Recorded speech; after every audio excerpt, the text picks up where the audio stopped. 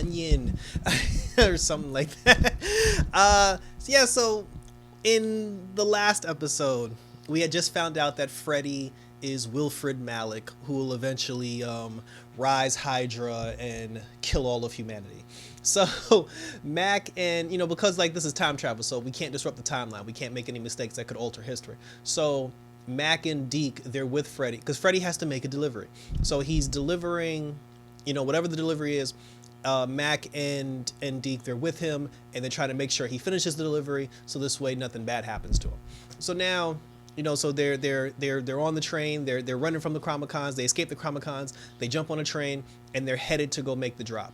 Throughout the entire process, Mac wasn't very trusting as far as like what the delivery was, and he kept asking Freddy questions like, hey, what's in the package? And Freddy was like, yo, I don't know, because I'm not a snoop. He was just like, oh, what's really going on? And then Freddy was just like, I don't know, stop asking questions. And it was weird that Mac was doing that, because I'm like, did we not just have a conversation about ripples, not waves?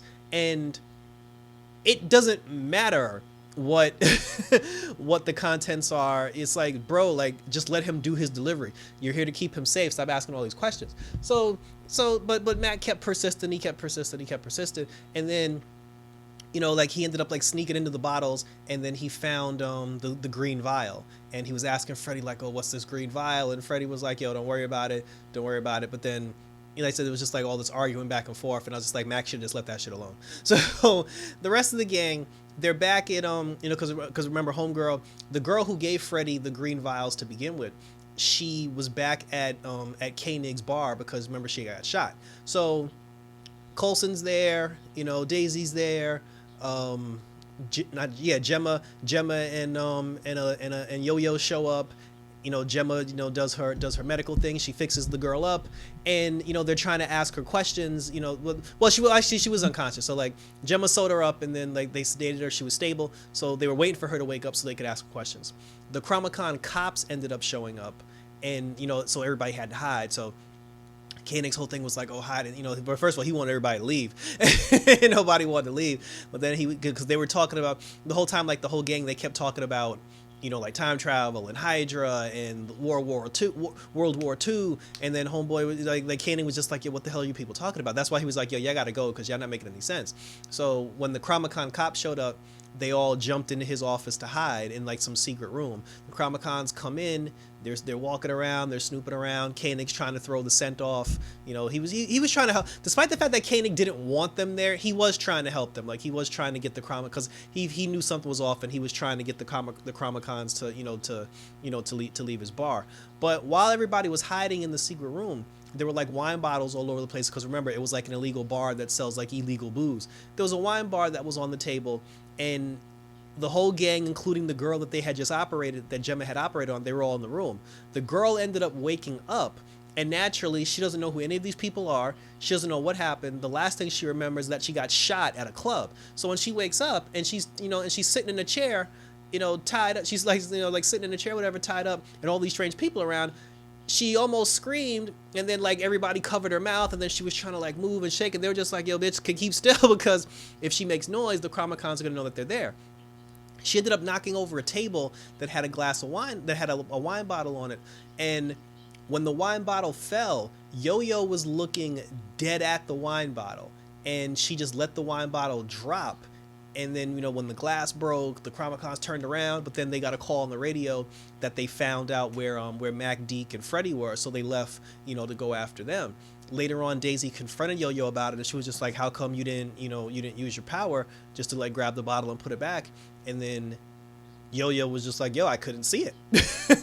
She was dead ass, like, I couldn't see it. So I don't know if she was like afraid to use her power, or if maybe because she has the new arms or whatever, like it's affecting her power. But something's off with Yo-Yo. But because it's her, I think it's probably most likely it's something mental. Like, there's just like a mental thing. I don't think like there's anything screwing with her power. But then she still does have the residuals of like that bat goo that was in her system. So for all we know, like some side effects could be taking place. But I guess we'll have to find that out as the season progresses. So then, so now like everybody's having a conversation, and they're talking about what's the next steps. And Daisy's whole thing was she was just like, yo, let's just kill Freddy right now so he doesn't grow up to become, you know, one of the head fathers of Hydra. And then Coulson was like, well, we're not going to do that because we didn't come here to kill people or to change the timeline. We have to you know, we have to put things, you know, like we have to let things like take its natural course. And then Daisy was just like, yeah, but he grows up and kills thousands of people. He was just like, then Coulson was like, he already did. You know, like he already killed those people. Like we lived that already. We know what happens. And then he even said, he was like, for all we know, if we save him, someone else could rise up that's like 10 times worse than him. So Coulson was like, we're not going to do that. And then Daisy had the nerve. She came out her mouth and she was just like, well, with all due respect, Phil, she was just like, it's not your call. Mac's the director. He doesn't have the information. So I'm just like, all right, but what if Mac sides with Coulson?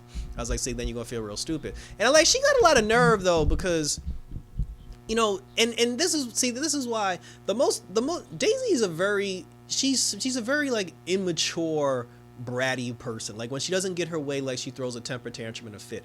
The smartest thing that Daisy ever did was, well, the most mature thing that she ever did was allow Mac to be the leader of S.H.I.E.L.D. because he can make adult decisions. Daisy's very like, it's not even about her being emotional.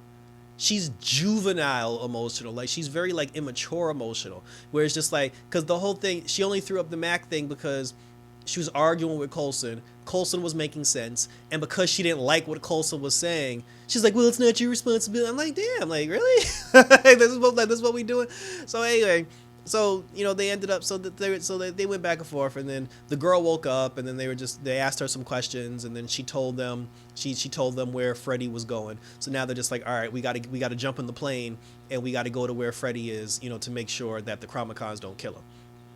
May woke up, and she's given Enok all sorts of problems, but there's something different about May. Like she's not, I mean, May was always very robotish, but now it's kind of like it's 100%.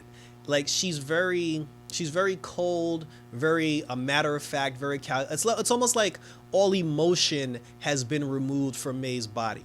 You know, because even when she woke up out of a chamber. She didn't ask questions. She wasn't freaked out.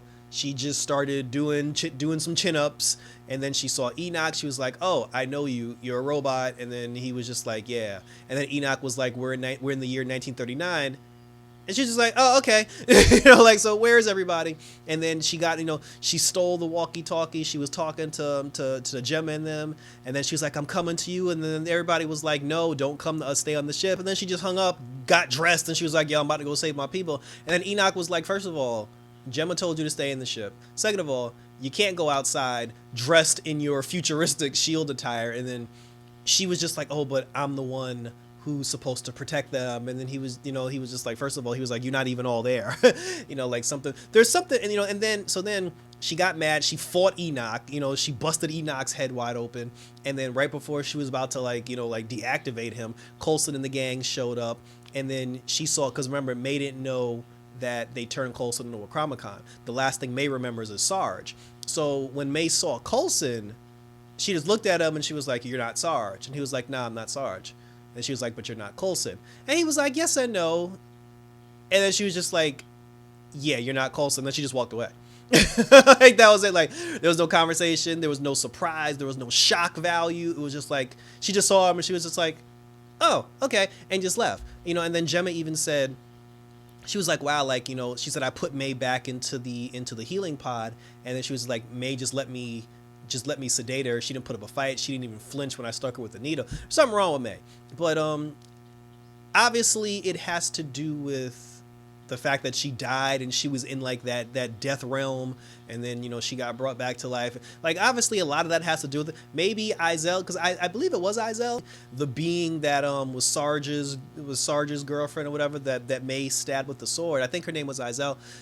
Maybe some residual like Izel is in her system, because when May killed her, when May stabbed with the sword, the two of them were like real close, and Izel has the ability to transfer herself into other people's bodies. She, you know, because remember last season she was bouncing around into different people's bodies. Maybe when May killed Izel, her instinct kicked in, and the first thing Izel did was just Izel just put herself into the closest living being that she could find, which at the time was May, because May was literally touching her when she stabbed her with the sword. But then May died too, and now that May got brought back to life, maybe Izel and May are fighting for control a little bit.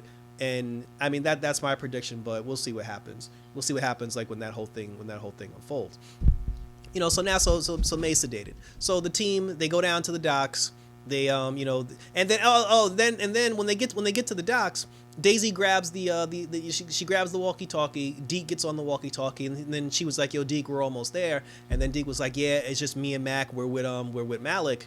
And then Daisy had the nerve. First of all, Daisy's sitting up there talking about, it's not your decision to make, it's Mac's decision, he's the director.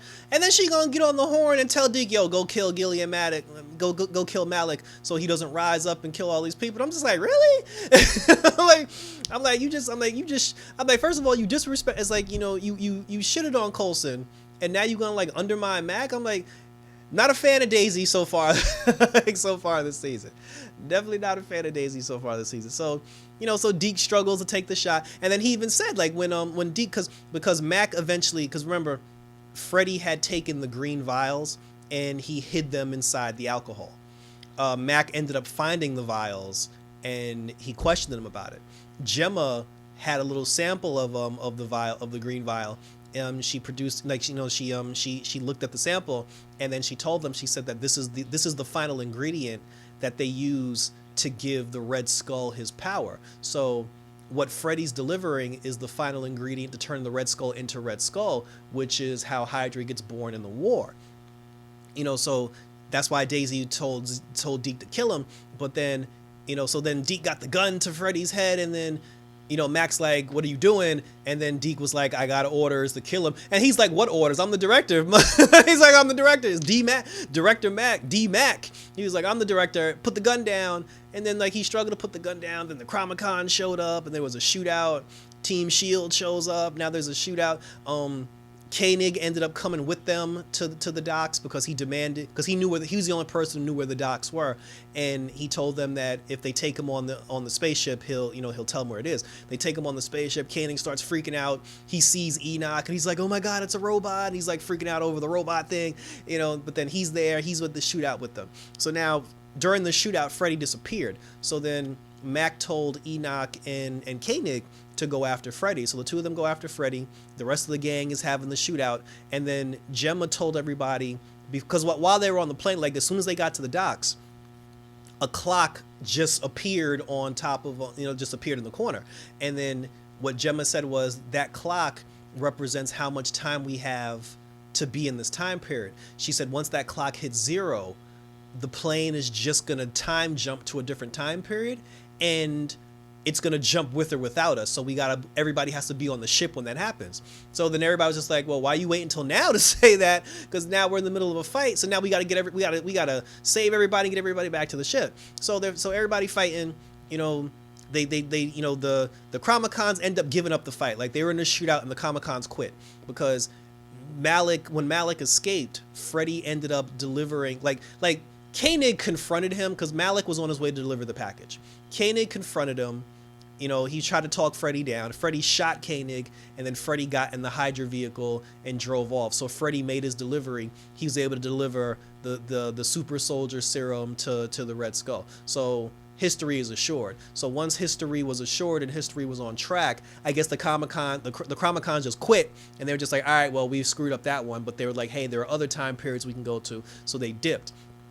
I feel like the Chromicons themselves are also on a time clock where you can bounce around to different time periods, but you're only allowed to be in that time period for a certain amount of time. So, so they dipped, and then the Shield people, they went back to the ship, and they were just like, "All right, everybody back to the ship before the plane time jumps." Enok found Koenig on the floor. The two of them spoke a little bit. He was like, "Yo, Malik made his delivery, so we straight." He was like, "Yo, go meet up with your friends." The whole gang's back on the plane. The plane's getting ready to disappear. Enok's not there. They got 30 seconds, but Mac was like, close the doors, because Gemma said if we don't close the doors, it could rip the plane in two when we time jump. And just before the doors closed, Enok came running around the corner. He didn't make it in time. The plane time jumped, disappeared. Everybody went to a different time, and Enok got stuck in the 1930s. So in the final credit scene, Enok, basically, because like he's stuck in the past now, so he ended up going back to Koenig's bar. The two of them, ended up becoming cool. Koenig gave him a job at the bar, and Koenig told him, he was just like, hey, he was like, you're my peoples. He was just like, but I want you to tell me everything there is about S.H.I.E.L.D. in the future. And then he was like, tell me about robots, because that interests me. And then, Enok made the comment, he was just like, yeah, he was like, you'll be very influential as far as S.H.I.E.L.D. is concerned. And as far as robots are concerned, your grandchildren will be very interested in robots as well. So, so that, and that was funny, because ever since the whole Koenig, like when Koenig became a character, since season 1, there's like the twins, like triplets, the quintuplets or whatever, like the 3 or 4 different Koenigs that look exactly alike. And they used to always make jokes about it, especially to Trip, about how they're just robots that get produced in a factory. They were always making robot jokes, talking about how they're malfunctioning and this, that, and the third. So, but we always took it as they were just making jokes, just screwing with with Trip. But there was also another part that was just like, well, there are 4 of you that look exactly alike. Maybe you are robots. So the fact that they had that whole thing where Grandpa Koenig knows that Enok is a robot, and he was asking Enok to tell him about robots and how robots work, but they never. And then Enok said your grandchildren are fascinated with robots as well. But they never actually said whether or not the Koenigs or robots are actually biological beings, because one would say, well, if the Koenigs are really robots, how come Ward killed Eric in season 1 and there was blood and everything? But if they're Chromicons aren't just robots, they also have some biological aspects to them as well. So like I said, it was one of those things where they threw it up in the air and just left it to your imagination. But I thought that was cool, and that was done really well. So next week we're going to Area 51, with some more shenanigans. A returning character from Agent Carter, Agent Sousa, he shows up. The dude who had the crutch, he shows up next week, which gives me hope that maybe we'll see Peggy, maybe we'll see Trip, maybe we'll see Ward as well. So thank you for tuning in. That was episode 2 of Agents of S.H.I.E.L.D. Like I said, loving it so far, like where this is going, love going through the history and to see what unfolds. Leave a comment, let me know what you think's gonna happen next week. Let me know which characters you're into so far, which characters are getting on your nerves. Like which characters do you think won't make it or will make it. We'll talk about it and ride this train all the way to the end. So for Agents of S.H.I.E.L.D., until next time, take care everybody, and I'm out this